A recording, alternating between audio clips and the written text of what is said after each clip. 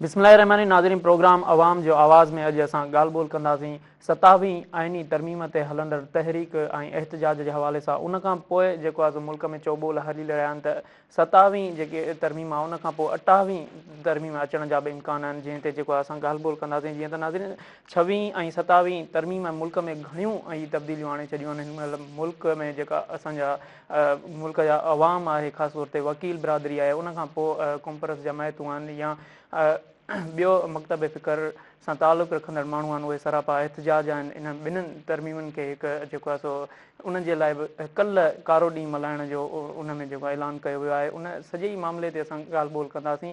जीअं त असांखे ज़रियनि खां इहो मालूम थियो आहे त 28वीं तरमीम जेकी आहे 24 नवंबर ते हिकिड़ो क़ौमी असेंबली में इजलास तलब कयो वियो आहे, जंहिंमें ज़रियनि खां इहो मालूम थियो आहे त उते इहा तरमीम पेश कई वेंदी। ॿिए तरफ़ वरी उतां जे क़ौमी असेंबली जे सेक्रेटरेट ऐं पार्लिमानी ज़रियनि मां इहो मालूम थियो आहे त अहिड़ी का बि तरमीम उते पेश कोन थींदी, सिंपल हिकु इजलास थींदो। इन ई समूरे मामले ते असां ॻाल्हि ॿोल कंदासीं। ऐं कल्ह बि जेको आहे सो वकीलनि जो एहतजाज थियो हैदराबाद में, उन में बि जेको आहे सो हिकु अलामती इन जो जनाज़ो कढी हिकु मुनफ़रद एहतजाज कयो वियो ऐं उहो रिकॉर्ड करायो वियो। उन सां गॾोगॾु सिंध जे मुख़्तलिफ़ जेको आहे सो शहरनि में एहतजाज जारी आहिनि, जंहिं ते जेको आहे सो हाणे वरी सूबनि खे जेको आहे सो कन्वर्ट कयो पियो वञे ऐं सूबा जेका आहिनि सो उन्हनि खे टोड़े 12 सूबनि में जेको आहे सो ठाहिण जा चोॿोल हली रहिया आहिनि। इन सां गॾोगॾु जेको आहे सो NFC अवार्ड में बि साॻी कटौती करण जो जेको आहे सो हुकूमत इरादो रखे थी। इन ई समूरे मामले ते असां ॻाल्हि ॿोल कंदासीं। असां सां प्रोग्राम में असांखे जॉइन कयो आहे स्टूडियो में KB लगारी साहिबु, जेको वकील अॻुवाणा आहे, बार जो मेंबर बि आहे ऐं हिन महिल मुतहरिक आहे हिन सॼी जेकी वकीलनि जी जदोजहद आहे उन में। हुन सां गॾोगॾु असां सां टेलीफोन लाइन ते हूंदा निसार खोड़ो साहिबु, जेको PP सिंध जो सदर आहे। नून लीग खां असांजी सोरठ थेबो साहिबा हूंदी ऐं PTI सां फिरदोस शमीम नक़वी हूंदो असां सां गॾु कॉल ते। ऐं इस्लामाबाद जी असां सूरत हाल मालूम कंदासीं। असांजो पंहिंजो रिपोर्टर मुदसर राजपूत असां सां गॾु हूंदो। KB साहिबु, शुरूआति अव्हां खां कंदासीं। जेकी हिकिड़ो त तहरीक हले पई अव्हांजी 26वीं जेको आहे सो तरमीम जे ख़िलाफ़ु ऐं 27वीं, हाणे वरी हिकिड़ो 28वीं जो बि इम्कान नज़र अची रहियो आहे, इन ते तव्हां छा चवंदव? ॾिसो, ॻाल्हि हीअ आहे त सभ खां पहिरीं त अदा ऐं महिराण TV जो तमामु शुक्रगुज़ार आहियां, जेके वक़्तु ब वक़्तु अहिड़नि जेके करंट इशूज़ आहिनि उन में असांजो आवाज़ु पणिजनि था। तव्हां अञा महिरबानी। ॻाल्हि हीअ आहे त 27वीं में 26 आइनी तरमीम हुजे, 27वीं आइनी तरमीम हुजे, 28वीं आइनी तरमीम हुजे, इनखे बुनियादी तौर ते पहिरीं त सम्झण जी ज़रूरत आहे।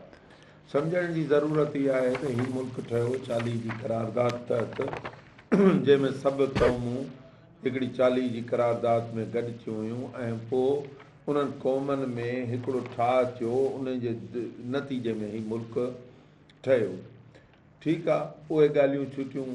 उन एग्रीमेंट ते केतिरो बीठा, केतिरो न बीठा, केरु बीठो, केरु फिरी वियो, इहो तव्हांजे सभिनी जे साम्हूं आहे। उन खां पोइ ईंदे ईंदे 73 जे आइन जी जेका पाण ॾिसूं था सिचुएशन, त 73 जो आइन ख़ुदि ॾाढो सुवालिया निशान हो। 73 जे आइन में छो जो बांग्लादेश टुटी वियो ऐं हिते का नई इलेक्शन न थी हुई। मुजीर रहमान जूं उते वॾियूं सीटूं हुयूं ऐं हिते पाकिस्तान में हे जेको अॼोको मजमूई पाकिस्तान आहे, उते ज़ुल्फ़कार अली भुट्टे जूं सीटूं न हुजण जे बराबरि हुयूं। पर जीअं त मुल्क टुटी ॿ अधु थी वियो, तंहिं करे हिते फ्रेश इलेक्शन थियणी हुई। पोइ जेका कॉन्स्टिट्यूएंट असेंबली अचणी हुई उनखे आइन माना ठाहिणो हो, जेको हिकिड़ो मजमूई तौर ते कॉन्स्टिट्यूएंट असेंबली जंहिंखे चइबो आहे, या जेका हिकिड़ी लीगल प्रोसेस हूंदो आहे।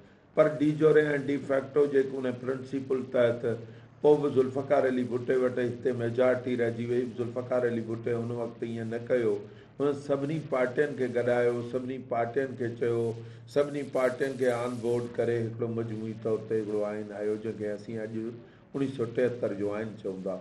उहो वाहिदिन क़ौमनि जे विच में हिकिड़ो डॉक्यूमेंट माना हुयो, जंहिंजी सूरत हाल हिननि सभिनी गॾिजी बिगाड़े छॾी।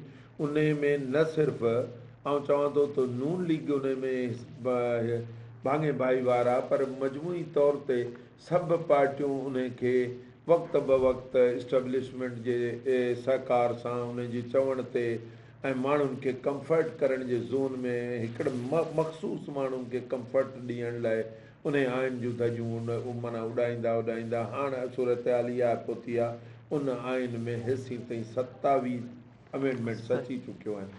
पीपल्स पार्टी इहो क्लेम करे थी त 18वीं तरमीम वॾी ॻाल्हि हुई, पर 18वीं तरमीम जो त हाणे का शइ न रही आहे। 26 रुगो वाइंड अप हिकिड़े सवाल में तव्हांखे कयां, तंहिं करे असीं चऊं था त 26 27 आइनी तरमीम उन आइन खे मुकमल तौर ते क़ौमनि जे विच में जेको ठाह हो उनखे इम्बेलेंस करे छॾियो आहे। सही सही, इते ई के बि साहब असां वरी तव्हां ॾींदासीं। हिन महिल असांखे जॉइन कयो आहे सिंध जे सदर निसार खोड़ो साहब, जेको पीपी जो सीनियर अॻुवाण बि आहे। असां उनखां वधीक मालूम कंदा। निसार साहब, मूंखे इहो ॿुधाइजो त 26 आइनी तरमीम आई, उन ते मुल्क में जेको आहे सो कई जेको आहे सो कुमपरत जमायतूं तोड़े वकील बिरादरी ऐं वरी 27 आइनी तरमीम खे क़बूल न कयनि। हाणे 28 जा बि चोॿोल हली रहिया आहिनि। इन ते तव्हां छा चवंदो? हेलो जी जी, निसार साहब आवाज़ अचे पियो? तव्हां ॿुधायो, वरी रिपीट कयो सवाल। जी निसार साहब, मां पियो चवां 26 आइनी तरमीम आई, उनखे बि जेको आहे सो अवाम मुस्तरद कयो, तोड़े वकील बिरादरी उनखे मुस्तरद कयो। हाणे वकील बिरादरी एहतजाज करे पई 27 लाइ, हाणे वरी 28 जा बि चोॿोल हली रहिया आहिनि। इन ते तव्हां छा चवंदो? तव्हांजो सवाल छा आहे दादा? मुंहिंजो सवाल इहो आहे त 28 तरमीम अचे पई, अञा ताईं साम्हूं कोन आई आहे मुंहिंजे। सही सही, सिंध खे जेको आहे सो विराइण वञनि ऐं उन में ॿारनि कतन क़बूल न आहे बाबा। सही, MQM चए पई बार बार उहा मुतालबो करे रही आहे त असांखे 12 सूबा जेको आहे सो जेको आहे असांखे बि सूबो खपे ऐं सिंध में सूबा ठाहिणु घुरिजनि। असां हिन जा मुखालिफ़ आहियूं। सही सही, निसार साहब मूंखे हिन जा मुखालिफ़ आहियूं बिल्कुलु। जेकियूं 27 तरमीम में जेके शिकूं आहिनि या शयूं आहिनि, उन में छा सिंध जो फ़ाइदो आहे? सिंध खे सपोर्ट करनि थियूं? असां जो वेठा 28 तरमीम ते ॻाल्हायूं त छा असांखे शौक़ु आहे छा त 28 तरमीम बि अचे? जी, ही मज़ाक न आहे, हर हफ़्ते तरमीम कोन थींदी आहे। ऐं असां हिन जो अॻु में ई मौक़िफ़ ज़ाहिर करे चुका आहियूं त सिंध जे या इन्हनि सूबनि जे ॻाल्हि ते असां हुन जा मुखालिफ़ आहियूं। असीं NFC जा मुखालिफ़ आहियूं त NFC खे कोई धकु लॻे। असीं 18 तरमीम खे रोल बैक करण जा मुखालिफ़ आहियूं। असां वटि जॾहिं बि इहो प्रपोज़ल आयो आहे, असांजो फुल स्टैंड आयो आहे त कंहिंखे बि ताक़त न आहे जो हे करे सघे। हिन खां वधीक असां छा चऊं? बिल्कुलु बिल्कुलु सही निसार साहब, बिल्कुलु तव्हां मुखालफ़त कई, पर हाणे जेकी सिचुएशन इहा आहे त हिन महिल बि कोर्टूं बंदि पयूं आहिनि पूरी सिंध में ऐं वकील सरापा एहतजाज आहिनि। इन में तव्हां छा था चओ त वकील बिरादरी इन में सही आहे या सियासी जमायतुनि जेको क़दम खयो आहे इहो बहितर आहे? अदा तव्हांजी फुल कोर्ट सुप्रीम कोर्ट जी छा चयो त इन्हनि जज साहिबान खे इस्तीफ़ा ॾियणु खपे हा ऐं पाण में वेहणु खपे हा। सही, ठीकु साईं, इहा डिमांड रखी वई त साईं सभई जज इस्तीफ़ा जिन जी ॻाल्हि न क़बूल कई वई, सुप्रीम कोर्ट न क़बूल कई, यानी उनखे क़बूल आहे त आइनी कोर्ट ठही सघे थी। आइनी कोर्ट ठाहिणु ॾोह न आहे। दुनिया जे कुझु मुल्कनि में आइनी कोर्टूं आहिनि। असां पंहिंजी क़ौम सां वाइदो कयो 2005 में त असां कॉन्स्टिट्यूशनल कोर्ट ठाहींदासीं, छाकाणि त असांजी सुप्रीम कोर्ट आवाम खे मायूस कयो आहे। सुप्रीम कोर्ट 4 दफ़ा मार्शल खे यस कई आहे। उन खां पोइ सिर्फ़ु हिकिड़ो जुमिलो चयूं त साईं असां क़ौम खां माफ़ी था वठूं त असां 4 मार्शल खे कंडोन कयो आहे, त सुप्रीम कोर्ट पंहिंजो कद बि घटायो हो। जॾहिं सिर्फ़ु सुप्रीम कोर्ट हुई त उन्हनि माण्हुनि सां वेसा घाटियूं कयूं,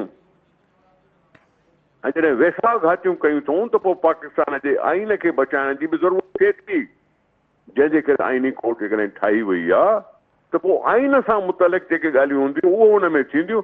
बाक़ी सुप्रीम कोर्ट बाक़ी ॿिया केस त हलाए सघंदी। आइनी कोर्ट जे फ़ैसिले जे ख़िलाफ़ अपील जो हक़ बि सुप्रीम कोर्ट खे आहे। बाक़ी मसइलो छा आहे? सही जी निसार साहब, मूंखे इहो ॿुधाइजो त जेकी 27 तरमीम आहे ओवरऑल बिल्कुलु इन में जेकियूं कुझु शिकूं हुयूं जेकियूं तव्हां मुस्तरद कयूं ऐं उहे वाक़ई बि जेको आहे कोन आयूं उन में, पर इहा मुफ़ाद में आहे पाकिस्तान जे में 27 जेकी हिन महिल मंज़ूर थी आहे? इहो हिकिड़ो सिंपल ॻाल्हि आहे त इहा मुफ़ाद में आहे, अदलिया जे मुफ़ाद में आहे? मां थो चवां त पाकिस्तान में हिकिड़ी सिर्फ़ु कॉन्स्टिट्यूशनल कोर्ट ठही आहे न। उहा मुफ़ाद में छो न आहे? उन में कहिड़ी ग़लति ॻाल्हि आहे जंहिंमें पाकिस्तान खे नुक़सानु थींदो? असां उन में छा चयो आहे त आइनी कोर्ट ठाहींदासीं, उन में जेके बि जज थींदा उहे चइनी सूबे जा इक्वल हूंदा। जेकॾहिं 3 जज हिकिड़े सूबे मां थींदा त सभिनी मां 3 थींदा, जंहिंमें कोई अहिड़े क़िस्म जो फ़ैसिलो न थींदो जीअं पहिरियों फ़ैसिलो थियो ऐं भुट्टे साहिब खे 4 जजनि फांसीअ जी सज़ा ॾिनी, 3 न ॾिनी। जिन 3 न ॾिनी उहे पंजाब सां तालुक न पिया रखनि। सुप्रीम कोर्ट असांखे धोखो कयो आहे, पाण मञियो थी त असांखे फेयर ट्रायल न ॾिनो हुई ऐं चइनि मार्शल हुनखे पाण कंडोन कयूं। जॾहिं आज़ाद हुई सुप्रीम कोर्ट त उन्हनि तो क़बूल कयो। नाज़रीन हिते हिकु ब्रेक वठंदा, ब्रेक खां पोइ वरी प्रोग्राम खे हितां ई असां गंढियांदा।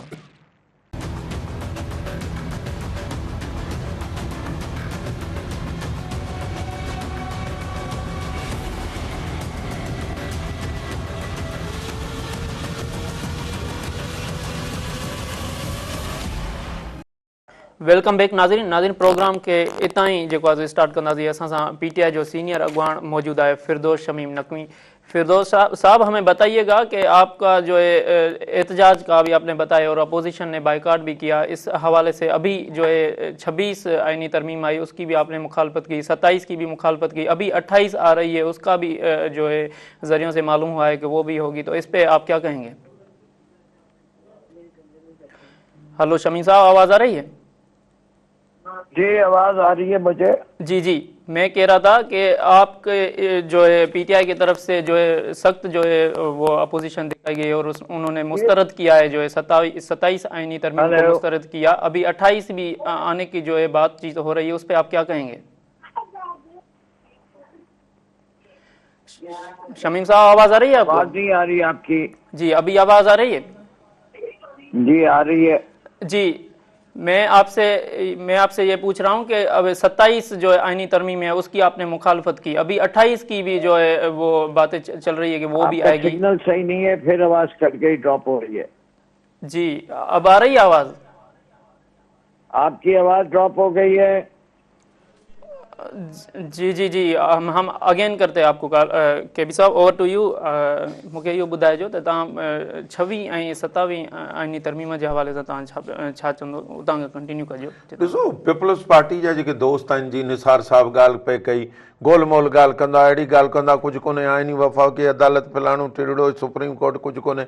असां वकील आहियूं, असीं ॻाल्हि था सम्झूं न त तव्हां कहिड़ियूं ख़राबियूं पैदा कयूं आहिनि ऐं तव्हां उहे ख़राबियूं एॾियूं पैदा कयूं आहिनि जेके क़ौमी तौर ते हाणे कंहिं तरीक़े सां ठीकु न थी सघंदियूं ऐं उहे बैलेंस न थी सघंदियूं। मिसाल तौर ते 26 आईनी तरमीम हुई, 26 आईनी तरमीम कहिड़े तरीक़े सां ग़लति हुई ऐं हिननि छा कयो? हुन में 26 आईनी तरमीम में सालनि खां पोइ हिकिड़ो प्रिंसिपल तय थियो त जेको सीनियर जज हूंदो उहो सीनियर जज ऑटोमेटिकली जेको आहे हाई कोर्ट में, सुप्रीम कोर्ट में उहो चीफ जज थी वेंदो ऐं ॿियो जेको रनर जज हूंदो उहो प्यूनी जज रहंदो। ईअं हिननि न उन्हनि 26 आईनी तरमीम में चयो त न 2 जज रहंदा, 3 जजनि मां जेको इस्टेब्लिशमेंट जे वेझो हूंदो, जेको हुकूमत सां गॾु हूंदो, जेको हुकूमत सां गॾु रहंदो ऐं उनखे वरी सरकारी मुलाज़िम वांगुरु प्रोबेशनरी पीरियड ते रखिबो, जीअं हाणे सिंध जो चीफ लॻो पियो आहे। उन खां पहिरीं ॾिसिजे, टेस्ट कजे त उहो हुकूमत जे ॻाल्हियुनि ते हले थो नथो हले। मिसाल तौर उन जो तव्हांखे रिपरकेशन ॿुधायां थो, लाड़काणे में जेको हिकिड़े जज साहिबु उन जेको आहे चयो त SSP ट्रांसफर कयो, SSP ट्रांसफर कोन थियो, जज ट्रांसफर थी वियो। इहे तोहफ़ा आहिनि तव्हां वटि 26 आईनी तरमीम जा। 26 आईनी तरमीम में ॿियो जेको वॾे में वॾो ब्लेंडर थियो, 100 मोटो पावर्स जेके ग़रीब मिसकिन लाचार बेवस माण्हू हुआ जिन जे ख़िलाफ़ एक्शन वठिबो उनखे ख़तमु कयो वियो। केबी साहब शमीम साहब वरी असांखे ज्वाइन कयो। जी शमीम साहब हमें बताइएगा कि 27 तरमीम की आपने मुखालफत की, अभी 28 की आने की बातचीत चल रही है, उस पर आप क्या कहेंगे? हमने न 26वीं की मुखालफत की न 27वीं की मुखालफत की, हमने इस असेंबली की मुखालफत की। सही। ये फॉर्म 47 की असेंबली, हम इसको मानते ही नहीं है। सही। इसके जरिए जो भी आईनी तरमीम हुई है वो भी नहीं हम मानते। इससे के एक 17 सीट वाली पार्टी को मेजॉरिटी में बिठा दिया, किसी के डंडे पर, किसी की कनाइवन से आइन की धज्जियां उड़ा के, रिजर्व सीट्स के फैसलों को पामाल करके, ऐसी तरीके से तो कोई डिक्टेटर भी अगर कर देता, या ज़ियाउल हक ने अपना इलेक्शन करा लिया कि 5 साल इस्लाम कबूल है तो इसके मतलब मैं कबूल हूँ, और इसी तरह जो है प्रोविजनल कॉन्स्टिट्यूशनल ऑर्डर निकाल के जजेस को बर्तरफ कर दिया गया। ये डिक्टेटर्स और डिक्टेटर्स के जो हथकंडे हैं वो ये मुल्क 1951 से देख रहा है। 1958 से तो वो काबिज हो गए, लेकिन पीछे से 1951 से लेके आज सन 2025 हो गए। ये जिसे आप मिलिट्री एस्टेब्लिशमेंट कहते हैं, they are constantly working to sabotage democracy. सही। शमी साहब, मुझे ये बताइएगा कि पीटीआई अभी जो है पूरे मुल्क में वकला जो है सरापा एहतजाज है, उसमें पीटीआई का ज्वाइन करने का इरादा है? पीटीआई का लाएमल बड़ा सीधा साधा है, अवाम को शऊर देते जा रहे हैं, अवाम इनके तरीक़ेकार को देख रही है, मुल्क की मईशत का बेड़ा गर्क हो रहा है, मुल्क में लॉ एंड ऑर्डर जैसी कोई चीज नहीं रही, मुल्क में रूल ऑफ लॉ नहीं रहा, मुल्क के जजेस जो हैं वो बगावत कर रहे हैं हुकूमती निज़ाम से, जो निज़ाम उन पे ठोसा गया है, जिनके पास कुछ ज़मीर और शऊर बाकी है। तो ऐसे हालात में किसी न किसी दिन ये जो लावा पकड़ा है ये फटेगा, और जब ये फटेगा तो इनके काबू में नहीं रहेगा। सही सही सही। बिल्कुल, आपकी बड़ी मेहरबानी, आपने मेरा टीवी को टाइम दिया। फिरदौस शमीम साहब, के पी साहब, ओवर टू यू। तव्हां मूंखे इहो ॿुधाइजो त जेकी इहो तरमीम आहे ऐं जेके पीटीआई ॻाल्हि करे पई त असां पूरी जेको आहे असेंबली जे ख़िलाफ़ आहियूं, इहो फॉर्म जेको आहे 47 आहिनि, त तव्हां इन ते छा चवंदो? इहा ॻाल्हि बिल्कुलु जाइज़ आहे उन्हनि जी। 47 फॉर्म ते ॾिसो, पहिरें ॾींहं खां वठी असीं त चऊं था, मूं तक़रीरनि में चयो आहे, तव्हां जेको मूं पहिरीं ॻाल्हि कई त कॉन्स्टिट्यूएंट असेंबली न हुई, तव्हां इलेक्शन न कराया मुल्क में, तव्हां पहिरियों आइन खणी आयो, उहो पहिरियों 47 फॉर्म हो। तव्हां 47 फॉर्म हिन मुल्क में घणे दफ़ा ईंदो? मूं तव्हांखे 6वीं आइनी तरमीम जो चयो, सो मोटो पावर ख़तमु कया विया, प्रैक्टिस एंड प्रोसीजर तहत बाबा कहिड़े जज ॾांहुं कहिड़ो केस वेंदो, माना पंहिंजे जजनि ॾांहुं उहे केस खणाए वञो ऐं उन्हनि खां मजबूरी तौर ते फ़ैसिला वठो। उनखां पोइ 27वीं आइनी तरमीम में त हिन तबाह बर्बाद करे छॾियो। हाणे मूंखे ॿुधायो, 27वीं आइनी तरमीम में जेकॾहिं पाण मजमूई तौर ते ॾिसूं, हल चलो वफ़ाक़ी अदालत जेका बि निसार साहिबु चए थो, वफ़ाक़ी अदालत जेका आहे कॉन्स्टिट्यूशनल अदालत आहे, ठीकु आहे, तव्हां तहत कयो, पर उनजे अपॉइंटमेंट जो कहिड़ो तरीक़ेकार आहे? माना वज़ीर आज़म जेके चाहींदो उनखे अपॉइंटमेंट करे छॾींदो, ऐं वज़ीर आज़म अपॉइंट कंदो, उहो हिकिड़ी पार्टी सां लॻापियल माण्हू आहे, उहो अपॉइंट कंदो, ॿिए सॼे मुल्क जी ॻाल्हि केॾांहुं वई, तव्हांखे माना तव्हांखे फेवरेबल माण्हू खपनि। हितां उहो माण्हू वियो आहे, असां खां के आगा साहिब खे खणी उते वफ़ाक़ी अदालत में रखियो अथऊं, उहो माण्हू आहे जंहिं माण्हू ते पहिरीं हज़ारें लखें किरोड़ें सुवाल आहिनि। हिते तव्हांखे ख़बर आहे त सखर खां वठी हैदराबाद ताईं सुपर जेको मोटरवे पियो ठहियो, जंहिंजी करप्शन में 4 अरब रुपया निकिरी विया ऐं काॾी विया, वॾो हाई प्रोफाइल केस हो, फारूक एच नाइक साहिबु अचे थो, उन्हनि जूं ज़मानतूं करायो हलियो थो वञे, इहो ई के आगा साहिबु उन्हनि खे बेल ॾेई हलियो थो वञे। त तव्हां मजमूई तौर ते ऐं सॼी दुनिया खे ख़बर आहे त बाबा उहो जेको आहे सो जेको गमलो चऊं या जेका कुंडी आहे, उहो उन पौधो रखियल ई पीपल्स पार्टी जे उन गमले में आहे, त उहो ॿियनि माण्हुनि सां कहिड़ो इंसाफ़ करे सघंदो, कहिड़ो जस्टिस करे सघंदो? के पी साहिब, जेकी तव्हां इहा एहतजाजी तहरीक शुरू कई आहे, ऐं हिन में बि सिंध जे कुर्छ में अव्हां वेंदे नज़र आयो, पर हिन में असां कंहिं ॿिए कॉम्प्रेस जमायतनि या सिंध जे ॿियनि जेकियूं बि जमायतूं आहिनि उन्हनि तव्हां सां राब्तो कयो आहे गॾिजण? सर, असां सभु धुरियूं राब्ते में आहिनि, ऐं असां केॾी महिल बि आल पाकिस्तान ऐं जेका पार्टियुनि जी कॉन्फ्रेंस आहे मजमूई तौर ते उहा घुराए सघूं था, केॾी महिल बि घुराए सघूं था, इहो को मसइलो असां लाइ न आहे, एॾो वॾो इशू न आहे। असां वटि बारूं आहिनि, असां वटि फोरम आहिनि, ऐं हाणे आउं सिंध बार काउंसिल जो मेंबर बि आहियां, ऐं तंहिं करे असां लाइ इहो इशू न आहे। ऐं इनशा ताला असां ॾिसंदो त शयुनि खे असां हींअर पूरी तक़रीबन सिंध जो दौरो करे आया आहियूं। आमिर नवाज़ वड़ाई साहब, असीम जमाली साहब, असां गॾु हुआसीं। ऐं तव्हां ॾिठो हूंदो त हज़ारे वकील हुआ। असां तक़रीबन यकीन करियो हिकिड़ी बार में पिया वञूं त वकील 2 बजे राति जो 2 बजे ताईं कहिड़ी कोर्ट खुलियल हूंदी आहे, राति जो 2 बजे ताईं वकील जेको आहे सो इंतज़ार में वेठा। दादू में असां प्रोग्राम राति जो 2 बजे कयो आहे, उते 100 जी तादाद में वकील मौजूदु हुआ। अठरी मीरवा हुजे, कंदकोट हुजे, कशमोर हुजे, लाड़काणो हुजे, सखर हुजे, खैरपुर मीरस हुजे। असां सम्झूं था त तव्हां ॾिसंदो जेका ॻाल्हि साईं कई नक़वी साहब जेका ॻाल्हि कई आहे उहो त लावे फटण जे इंतज़ार में न। असां त ॾिसी आया आहियूं लावो फटिजी वियो आहे ऐं हाणे उहो रुगो उनखे शहरनि ताईं ऐं ॿियनि शयुनि ताईं पहुचण जी ज़रूरत आहे ऐं पहुची वेंदो इंशाअल्लाह ताला। तव्हां ॾिसंदो त हीअ शयूं ईअं न हली सघंदियूं। ऐं बुनियादी तौर ते माफ़ु कजो तव्हांखे इंटरप्ट थो करियां, हीउ कहिड़े क़िस्म जो कानून आहे? नबी काइनात सल्लल्लाहु अलैहि वसल्लम जिन फरमाइनि था त जेकॾहिं मुंहिंजी न्याणी चोरी कंदी तव्हां उनजा हथ कपराए छॾींदुसि। ऐं जेकॾहिं हज़रत सैयदना उमर फारूक रज़ी अलाह ताला अन्हु फरमाइनि पिया जेको आहे सो हुनखे पंहिंजे ख़ालिद बिन वलीद जहिड़े जनरल खे तव्हां तोखे जेको आहे सो चवां थो त तूं पंहिंजे पावर्स छॾे ॾे, सरेंडर कर ऐं हू पंहिंजी तलवार उछलाए, उन खां वॾो को जनरल आहे छा?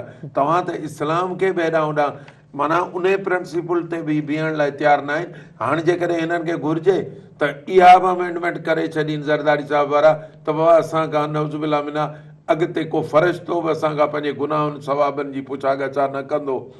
त असां ज़ाहिर आहे हर माण्हू खे वञिणो आहे, अलाह साईं हुननि खे वॾी ज़िंदगी ॾे, लेकिन अहिड़े क़िस्म जी सूरत हाल केरु क़बूल कंदो?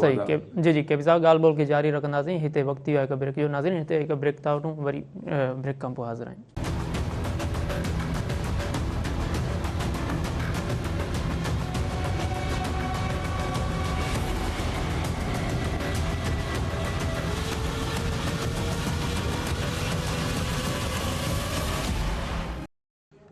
वेलकम बैक नाज़रीन। ॻाल्हि खे वरी हितां ई शुरू कंदासीं। असां सां हिन महिल लाइन ते आहे शुआब ओस्तो साहिबु। शुआब साहिबु असांखे इहो ॿुधाइजो त जेके 27वीं तरमीम ते पहिरियां असां ॻाल्हि ॿोल करे चुका आहियूं, 26वीं तरमीम जे तव्हांखे सॼी ख़बर आहे, हिन महिल वरी 28वीं जा चोबुल हली रहिया आहिनि, इन ते तव्हां छा चवंदो?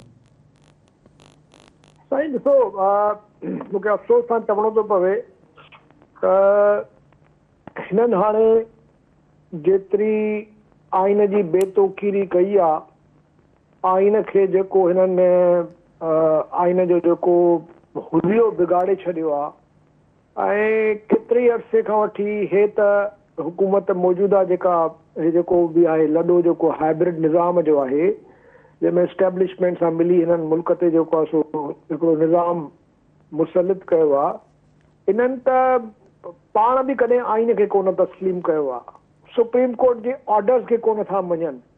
सो हाणे जेके बि अमेंडमेंट्स आणींदा उहे अमेंडमेंट्स जेतिरो बिगाड़ करे चुका आहिनि उनखां वधीक बिगाड़ जेकॾहिं कंदा बि त कहिड़ो फ़र्क़ु थो पए। माण्हू हिननि जे इन आइन खे मञनि ई कोन था, छाकाणि त इहो आइन जेको जेकी तरमीम हिननि कई आहे इन जो को फ़ाइदो कोन्हे आम माण्हूअ जे लाइ। हे सिर्फ़ु हिक ॿिए खे मज़बूत करण लाइ, हिक ॿिए खे वधीक सिक्योर करण लाइ हे अमेंडमेंट्स था आणनि। हिननि जो को वास्तो कोन्हे हितां जे जमहूरी निज़ाम, हितां जे माण्हुनि जे इंसाफ़ जी फराहमी, हितां जे ग़रीब माण्हूअ जो जेको यानी वर्ल्ड बैंक थी चवे त 45% माण्हू जेके आहिनि उहे गुरबत जी लकीर खां हेठि हलिया विया आहिनि ऐं मुल्क में तव्हां ॾिसो हिकिड़ी अफ़रा तफ़री जी सूरत हाल लॻी पई आहे। न कंहिं ग़रीब माण्हू जो को पुछे थो, पुलिस सॼी पॉलिटिसाइज़ थी वई आहे, ब्यूरोक्रेसी बर्बाद करे छॾी अथऊं ऐं हिकिड़ी थोरी घणी उमेद हूंदी हुई अदालतुनि जी त माण्हू वेंदा हुआ पंहिंजा मामला खणी, अदालतूं बि ख़तमु करे छॾियऊं, जज पंहिंजी मर्ज़ीअ जा लॻाया अथऊं, फ़ैसिला पंहिंजी मर्ज़ीअ जे था वठनि। त हाणे त इहो जेको बहस आहे उहो त बिल्कुलु हिकिड़ो मज़हका ख़ेज़ थी वियो आहे। त ॾिसो हिकिड़ो दफ़ो तव्हां आइन जॾहिं बर्बादु करे छॾियो उनखे पोइ तव्हां वधीक बर्बादु कंदा वञो, कहिड़ो फ़र्क़ु थो पए? बर्बादु थी चुको आहे। जॾहिं तव्हां जेको बुनियादी ढांचो आहे जंहिंमें हर जेको इदारो आहे उनखे पंहिंजे पंहिंजे महवर में कमु करिणो आहे, सरकार खे पंहिंजे महवर में रहणो आहे, अदालतुनि खे पंहिंजे महवर में रहणो आहे, पार्लियामेंट खे पंहिंजे महवर में रहणो आहे। जॾहिं उहो ई ख़तमु थी वियो, सभिनी ते कब्ज़ो जेको आहे सो हाइब्रिड निज़ाम जो आहे, त बसि ॻाल्हि ख़तमु थी वई। हाणे मर्ज़ी जा जज लॻाईंदा, मर्ज़ीअ जा उन्हनि खां फ़ैसिला वठंदा। मूंखे यकीन आहे त माण्हू या त अदालतुनि में वेंदा ई कोन, या अदालतुनि जे फ़ैसिलनि खे का हिन ते हाणे त ॾिसो हिन वक़्तु हुकूमत पाण गुज़िरियल 3 सालनि खां वठी मां तव्हांखे केतिरा ई फ़ैसिला ॿुधाए सघां थो जेके हिन हुकूमत नाम निहाद जेका पाण खे जमहूरी था कोठिन, जमहूरी हुकूमत, इन सुप्रीम कोर्ट जा फ़ैसिला कोन मञिया आहिनि। जंहिंमें इलेक्शन कराइण वारो फ़ैसिलो उहो न मञियो हिननि, उन खां पोइ इलेक्शन कमीशन खे जेको सुप्रीम कोर्ट ऑर्डर ॾिनो उहो हिननि न मञियो। उन खां पोइ तव्हां रिज़र्व सीट्स जो जेको ऑर्डर थियो उहो कमीशन इम्प्लीमेंट न कयो, पर जीअं ई हुनजी जेको आहे सो रिव्यू आयो त फौरन इम्प्लीमेंट थी वियो। हाणे जेको कुझु महीना पहिरियों जेको शहरियुनि खे फ़ौजी अदालतुनि में जेको हुननि जो ट्रायल वारो जेको कानून हिननि पास कयो आहे, जेके आइनी अदालत ठपो हयो आहे, उन में बि आइनी अदालत हुननि खे चयो आहे त तव्हां हिकिड़ो अपील जो फोरम ॾियो। अॼु ताईं उहो अपील जो फोरम, उहो फोरम जेको हिननि खे 6 महीननि जे अंदरि ॾियणो हुयो, हाणे तव्हां ॾिसो त उहो केतिरो टाइम थी आहे। हे त पाण अदालतुनि जा ऑर्डर कोन था मञनि, हे मुल्क खे ॾंडे जे ज़ोर ते था हलाइण चाहिनि। पाण जेतिरो वक़्तु हलियो। शवाब साहब बिल्कुलु सही, मूंखे इहो ॿुधाइजो त जेको हे 28वीं जेको आहे तरमीम आहे, इन में सूबनि खे जेको आहे विराइण जी ॻाल्हि कई वई आहे, 12 सूबा ठाहिण जी ॻाल्हि कई वई आहे, इन में छा सिंध सूबो इहे शयूं तस्लीम कंदो? मथां वरी MQM बि चए पई मुतालबो करे पई। वारी ॻाल्हि आहे। ॾिसो ॻाल्हि ॿुधो, पाकिस्तान सूबनि ठाहियो आहे जेके हुन वक़्त में रियासतूं हुयूं, पाकिस्तान सूबा कोन ठाहिया आहिनि, नंबर 1। नंबर 2, तव्हां आइन जे करे पढ़ंदो त आइन में इन जे करे ई इंतिहाई सख़्तु जेको आहे सो बंदि ॿधो वियो आहे, ताक़तवर बंदि ॿधा विया आहिनि त जीअं सूबनि जी जेका तारीख़ी हैसियत आहे, जेको हुननि जो तसलसल आहे, जेका हुननि जी वहदत आहे, जेको हुननि जो आईंदो आहे, उनखे कोई बि जेको आहे सो उन सां हथ चुरांद न करे सघे। 2/3 मेजॉरिटी आम तौर ते घुरबल हूंदी आहे आइन जी तरमीम, आम आइन जी तरमीम जेका थींदी आहे 2/3 मेजॉरिटी ॿिन्ही हाउसिस में हुजे, तव्हांजी सेनेट में बि, नेशनल असेंबली में बि।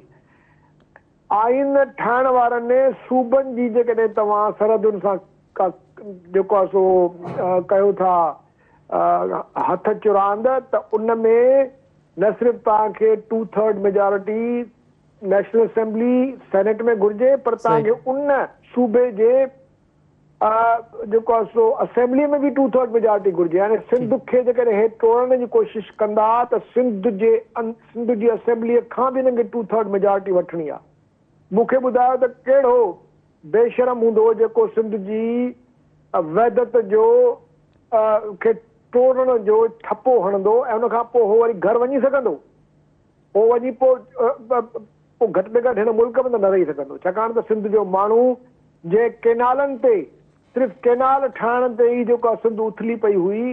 ऐं तव्हां ॾिठो त सिंध हुकूमत, पंजाब हुकूमत, एस्टेब्लिशमेंट ऐं वफ़ाक़ी हुकूमत जा टोटा चॿाए छॾियासीं, हिननि खे पोइते हटण ते मजबूर कयो। उहे सिंध जा माण्हू पंहिंजी सिंध जो भाङा भाङा थींदे ॾिसी ऐं चुप करे वेही रहंदा। बिल्कुलु ठीक। जंहिं बि इहा साज़िश कई आहे, उहा मां इन करे थो चवां साज़िश, त पाकिस्तान हिन वक़्तु हिकिड़े वॾे बहरान जो शिकार आहे। असांजे चइनी तरफ़नि खां जेके मुल्क आहिनि उहे उन्हनि सां असांजी बाक़ाइदे जंग थी हले, सवाइ चीन जे। ॿिए तरफ़ तव्हांजे मुल्क जे अंदरि 2 सूबनि में तव्हांजी 0 रेट आहे। ऐं जेकॾहिं पंजाब खे बि ॾिसो त पंजाब में पुलिस स्टेट क़ाइमु थियल आहे, पुलिस स्टेट सिंध में बि हाणे क़ाइमु थी वई आहे, पर पंजाब जी जेका हालत आहे, हज़ारनि जी तइदाद में माण्हू जेलनि में पिया आहिनि, पंजाब ॿरे थो। सिंध वाहिद सूबो आहे जिते ग़रीब गुरबो पंहिंजी मिड़ई महिनत सां कुझु न कुझु करे थो, हाणे उनखे बि डिस्टेबलाइज़ कंदा। जी जी शवाब साहब, जी शवाब साहब, वॾी महिरबानी, अवां मेहरान TV खे टाइम ॾिनो। केबी साहब, ओवर टू यू। 28वीं तरमीम ते ॻाल्हि कंदासीं। मां तव्हांखां इहो पुछंदुमि, जेको उन में तालीम ऐं आबादी ऐं भलाईअ जा जेका मामला आहिनि, उहे बि वफ़ाक़ी हुकूमत उन में वापसि वठण जो इरादो ज़ाहिर कयो आहे, हिन ते तव्हां छा चवंदा? ॾिसो, कुझु कोन्हे, हीअ NFC अवार्ड हिननि खे माल खपे पीपलनि खे, बसि माल ते हथु न विझो, बाक़ी तव्हां जेको वणे उहो सॼो लिखाए वठो।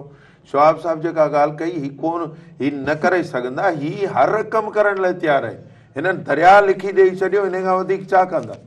हीअ सिंध लिखी ॾेई छॾींदा। हिननि खां तव्हां जेका शइ लिखाईंदो हिननि खे कुर्सी खपे, कुर्सी त घोड़ाड़े कुर्सी कुर्सी कुर्सी कुर्सी ऐं कुर्सी खां सवाइ हिननि खे का शइ न खपे।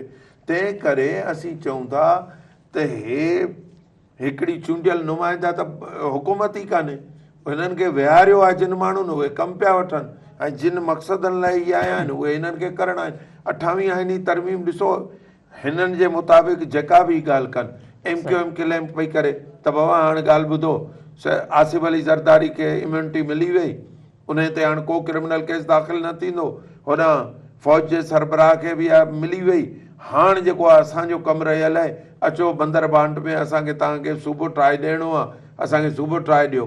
आउं चवां थो सिंध हिकिड़ी जॾहिं हिन पाकिस्तान में शामिलु थी हुई, उनजी पंहिंजी वहदत हुई, ऐं जेकॾहिं वहदत सां का छेड़ाखानी थी त यकीन करियो हिननि खे लिकण लाइ घटी न मिलंदी। ऐं पीपल्स पार्टी त कहिड़ी गद्दारी न कई आहे हिन मुल्क सां, किथे न कई आहे। तव्हां आउं चवां थो सॼे ॾींहं जो प्रोग्राम रखो, ऐं तव्हांखे हिन जा 1000 अहिड़ा कम ॿुधायां जेके सिंध दुश्मन कम सही सही। के बि साहब लास्ट तव्हां कुझु न तव्हां इहो ॿुधाइजो जेके तव्हां तहरीक हलाए रहिया आहियो ऐं उहा जेको सिंध जे कुंड कुर्छ में वञी रहिया आहियो, हाणे जेको आहे इहा दंग किथे कंदी, इन जो जेको लाइमल हाणे फाइनल छा आहे? ॾिसो आउं तव्हांखे ॿुधायां, असां कुझु शयूं त ज़ाहिर आहे उहे ॿुधाए नथा सघूं।